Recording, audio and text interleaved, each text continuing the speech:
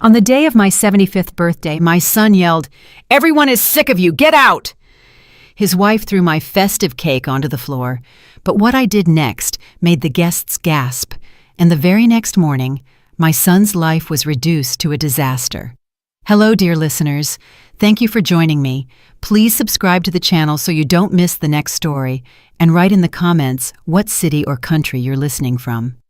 It warms my heart to know how far my words travel. Enjoy the listen. Today I turned 75. The number felt round, substantial, like an old oak tree.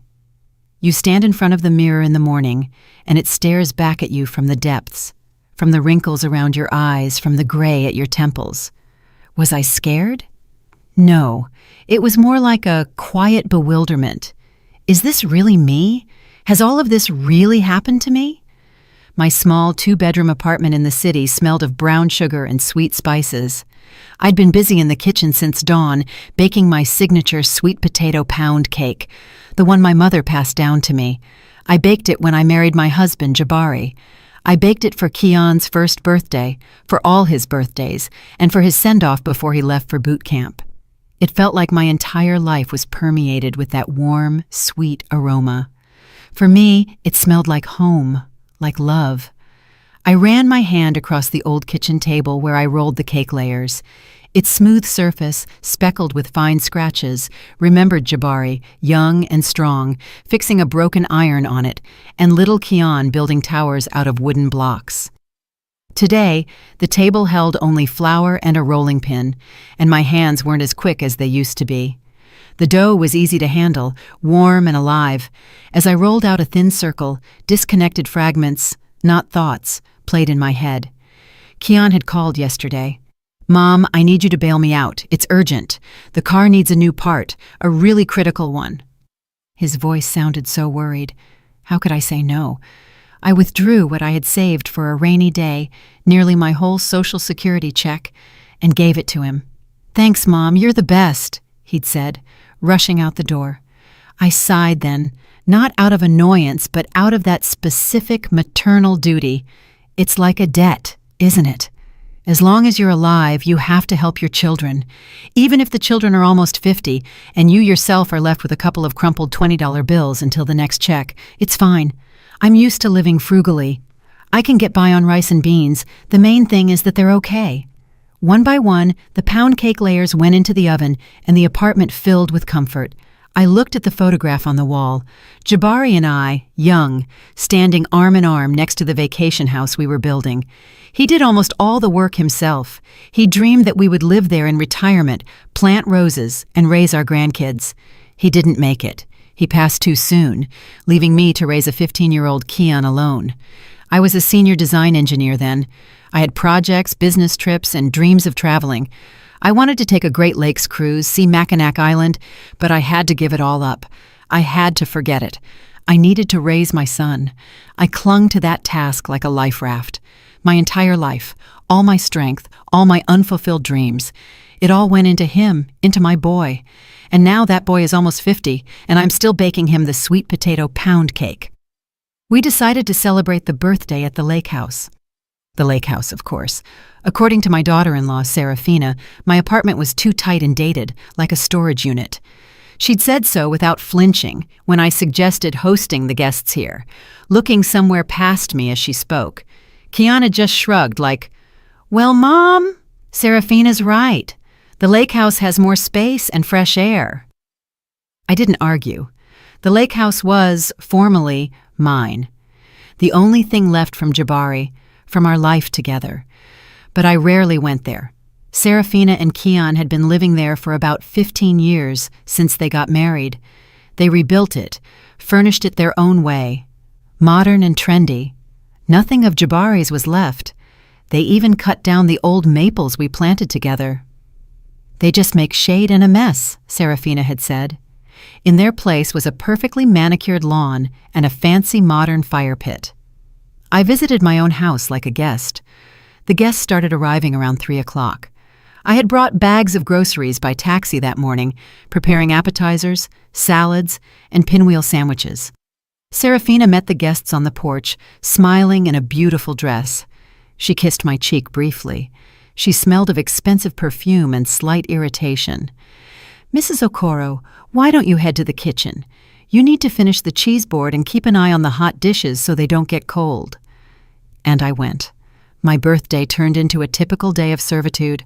I stood in the kitchen, which I barely recognized, all shiny tile and built-in stainless steel, slicing cheese and meat, arranging them on platters. Laughter, clinking glasses, and snippets of conversation drifted from the living room.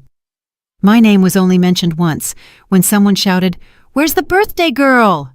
Serafina answered in her bright voice, "Oh, she's our little helper, busy in the kitchen." And everyone laughed again. I brought out the platters, placed them on the table, and immediately cleared the dirty ones. No one offered me a seat. I was just part of the decor, silent and functional.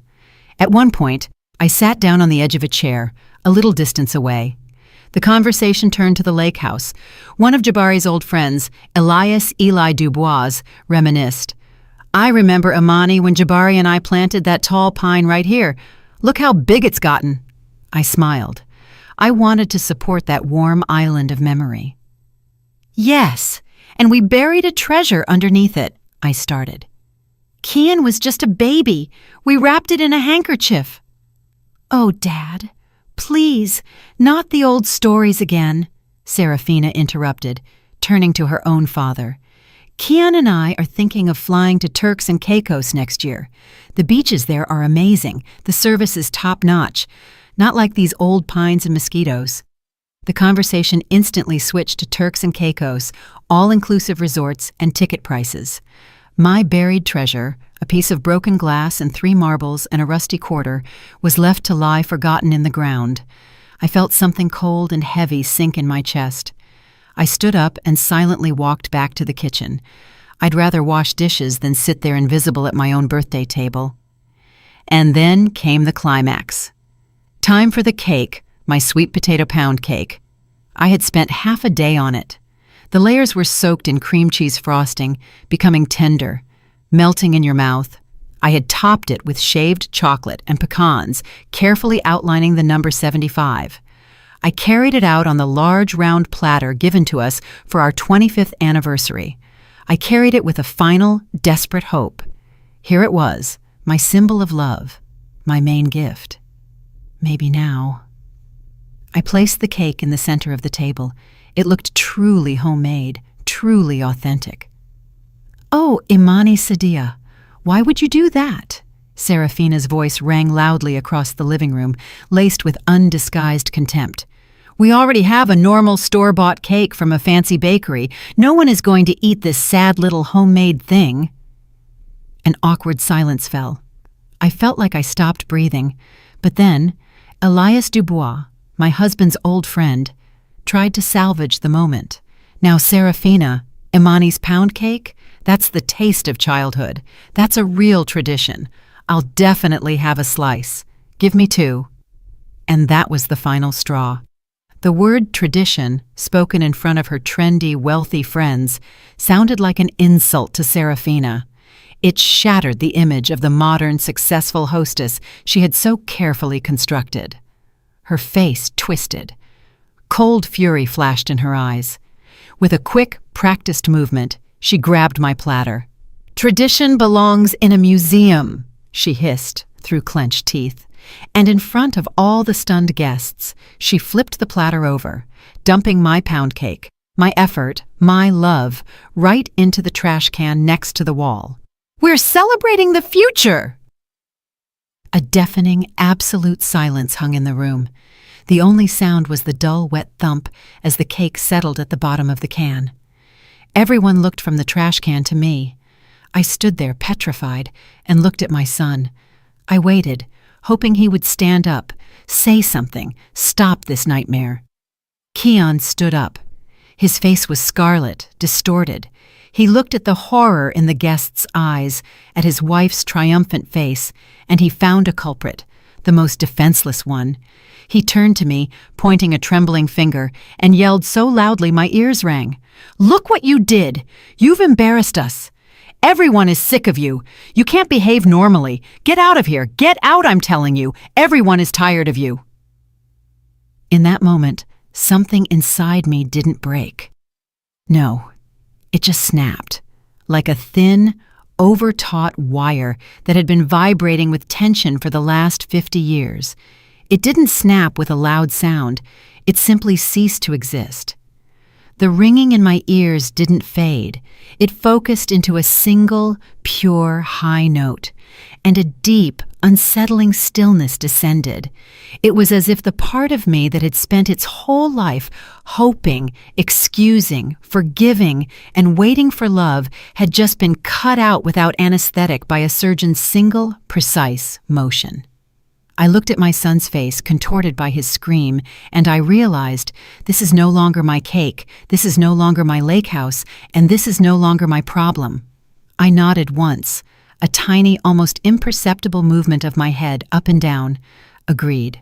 I turned around, not looking back at my son's crimson face or the guests' frozen expressions. I took a step, then another. My legs moved on their own, as if on a long-established but forgotten path. Behind me was a vacuum of silence. I reached the foyer and took my old light trench coat from the hook. The fingers that were trembling half an hour ago while tying my apron now moved with confident precision, buttoning the coat. 1, 2, 3. Everything in place. I put on my scarf, took my purse. Inside were an empty wallet, the keys to my city apartment, and a handkerchief. That was enough. I didn't turn around. I didn't say a word. I simply opened the front door, stepped into the cool evening air, and quietly closed the door behind me. The click of the lock sounded like a period placed at the end of a very long, very exhausting sentence. I walked toward the bus stop, barely paying attention to the road. Streetlights snatched out of the darkness a lilac bush, a sagging fence. The world existed somewhere separate from me. Inside, there was only that high, pure note. It canceled out all feelings. There was no pain, no hurt, no anger. There was only deafening clarity. A battered old city bus rattled up. I sat by the window on the cold faux leather seat. Outside the glass, the lights of strangers' houses and the silhouettes of trees drifted by, and in my head, like an accountant closing the year-end books, facts were methodically and dispassionately sorted onto shelves. Not grievances, just facts. Here is fact number 1. My Molly gold pendant. A gift from Jabari for my 30th birthday. Heavy, honey-colored gold. I cherished it. About 5 years ago, it went missing. I searched the whole apartment, fretted, and even cried secretly. 6 months later, I saw it on Serafina's neck in a vacation photo.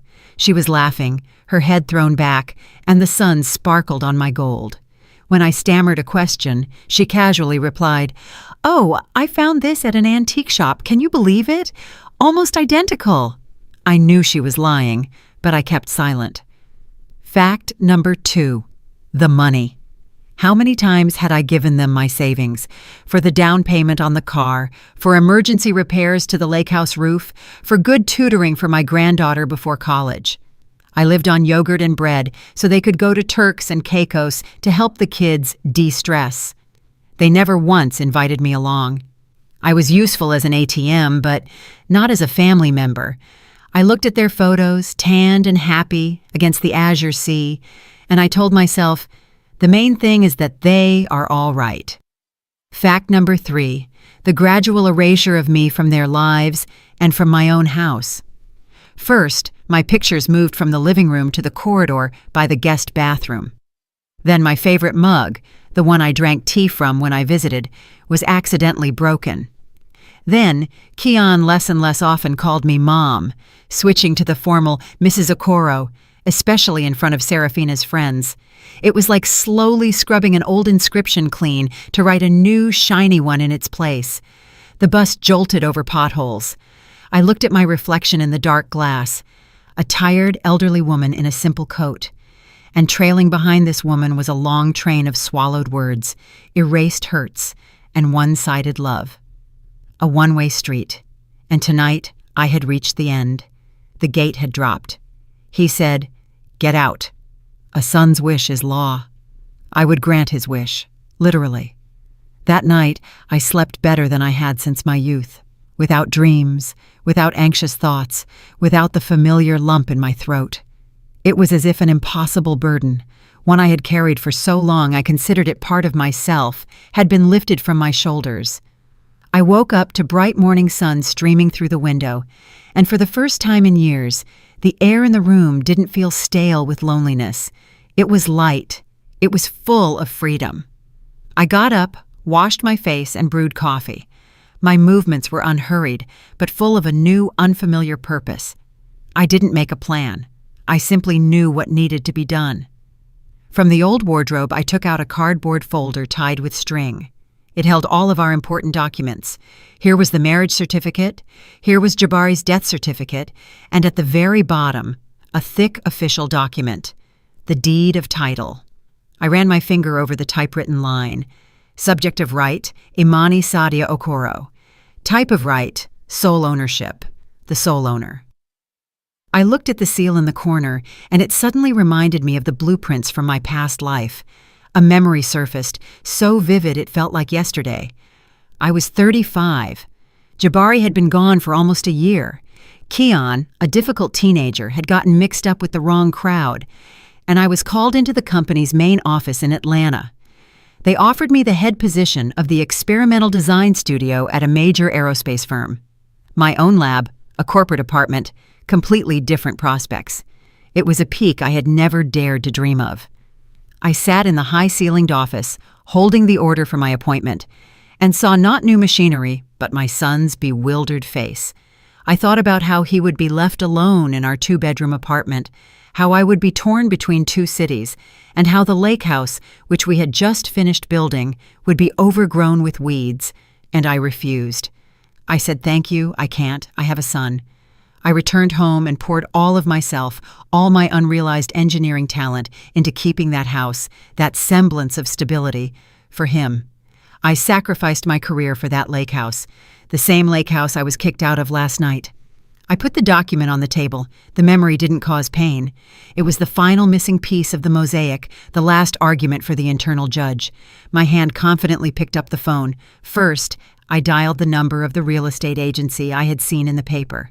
A cheerful man's voice answered, "Good morning, Guarantee Realty. How can I help you?" "Hello," I said. My voice was even and firm. I surprised myself.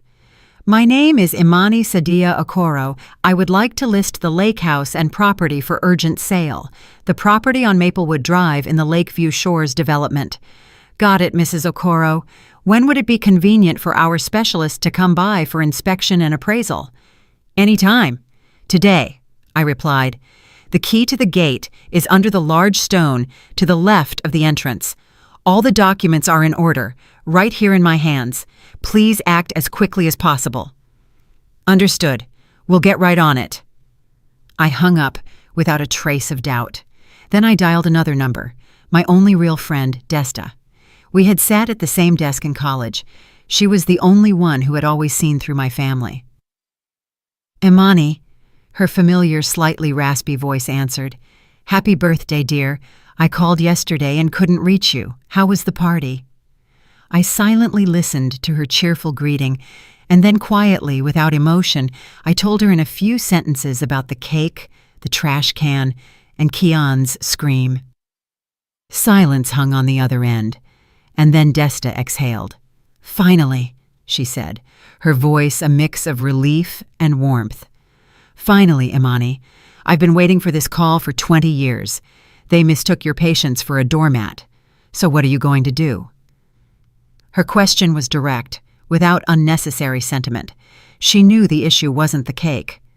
"The agent is listing the lake house for sale this afternoon," I calmly replied. Desta chuckled approvingly into the phone. "Good, very good. Now listen to me closely. They'll start calling soon, screaming, crying, trying to play on your guilt. Don't answer. Under no circumstances. Let that for sale sign speak for you. It will be more eloquent than any words." "Okay, Desta," I said. "Hang in there, friend. You're doing the right thing." I hung up the phone. There was silence in my soul. Not the dead silence of the vacuum from last night, but the quiet, clear stillness of an autumn morning. It was settled. There was no turning back. A few days passed, days of a quiet I hadn't known in years.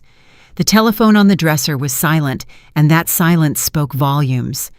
I knew what they were thinking. They were waiting for me to cool off, as usual, bake some biscuits, come with a contrite head, and apologize for daring to upset them with my existence. They were waiting for me to call and say, "Kian, son, forgive your silly old mother." This pattern had worked flawlessly for decades, but the mechanism was broken. I wasn't waiting. I was living. I got up in the morning and did the exercises I'd abandoned 20 years ago.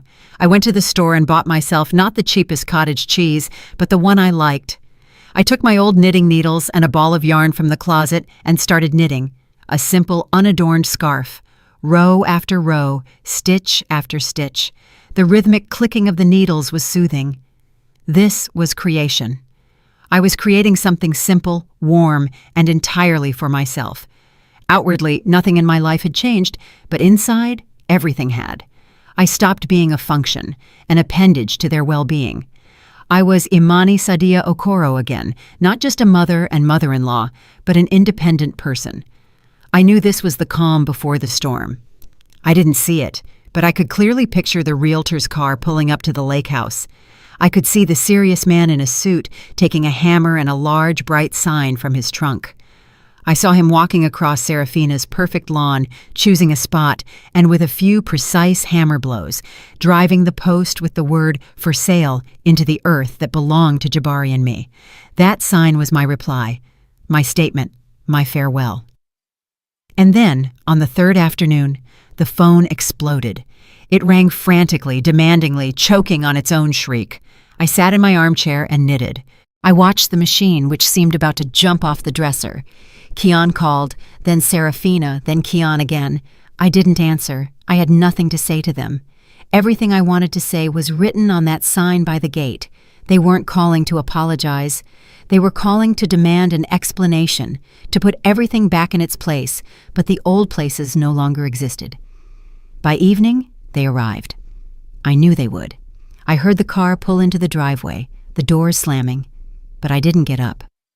I continued knitting.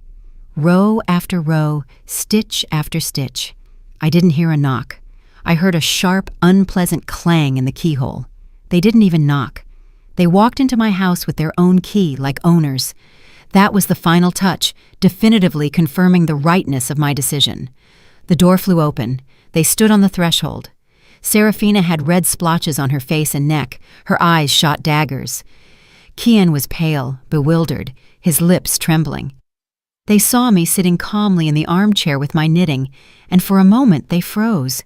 They probably expected to find me in tears, hysterical, but certainly not this picture of domestic peace. Serafina recovered first.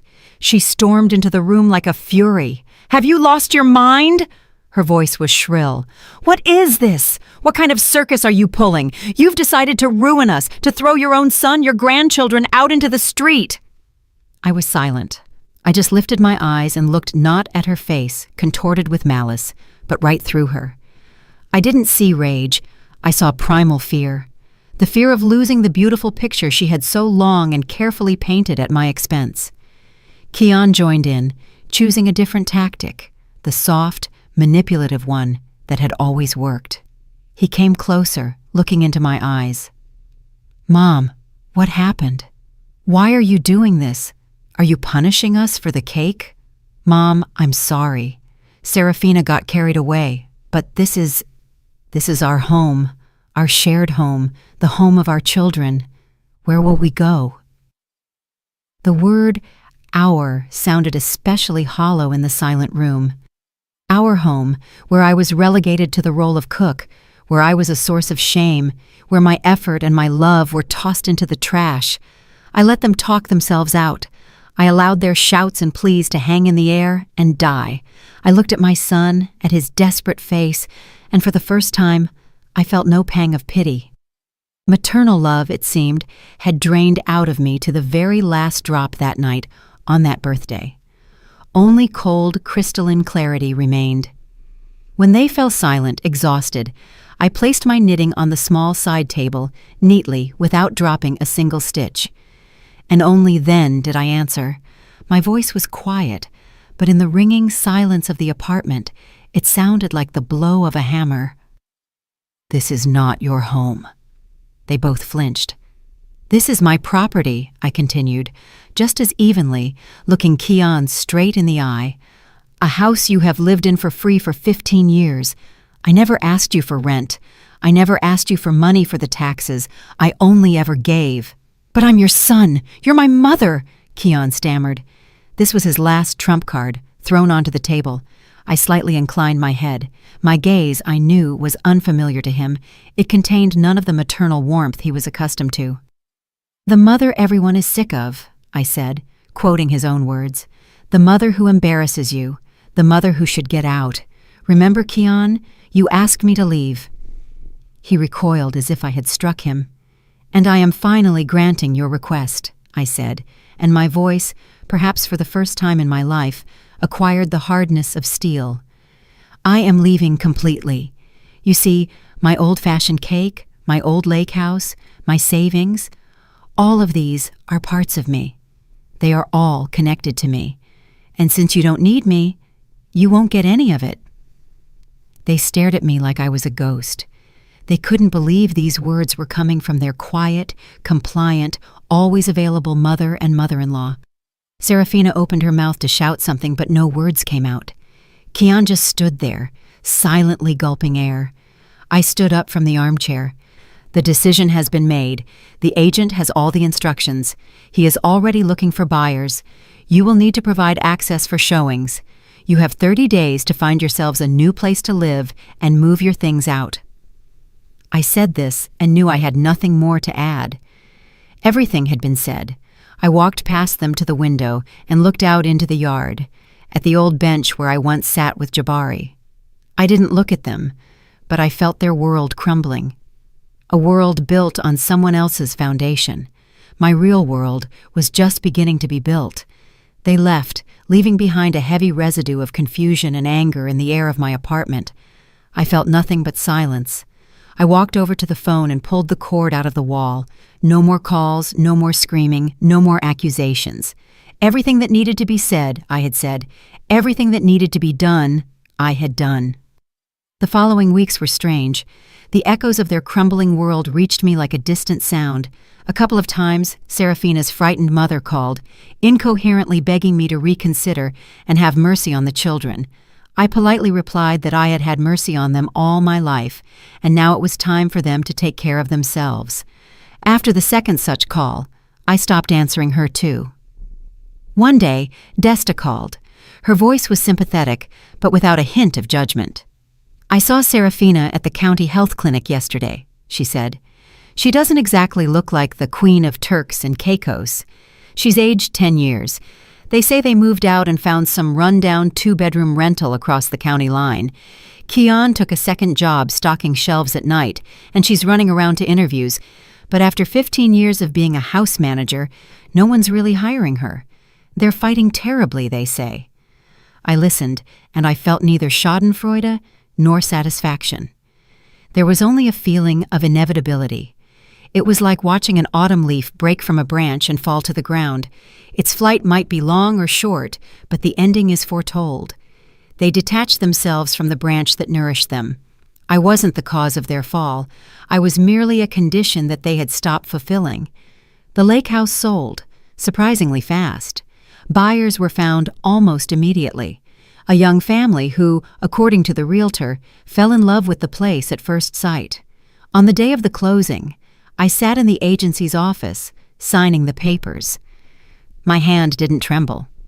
When the sum of money with so many zeros, a sum I couldn't have imagined, was deposited into my savings account, I felt no euphoria.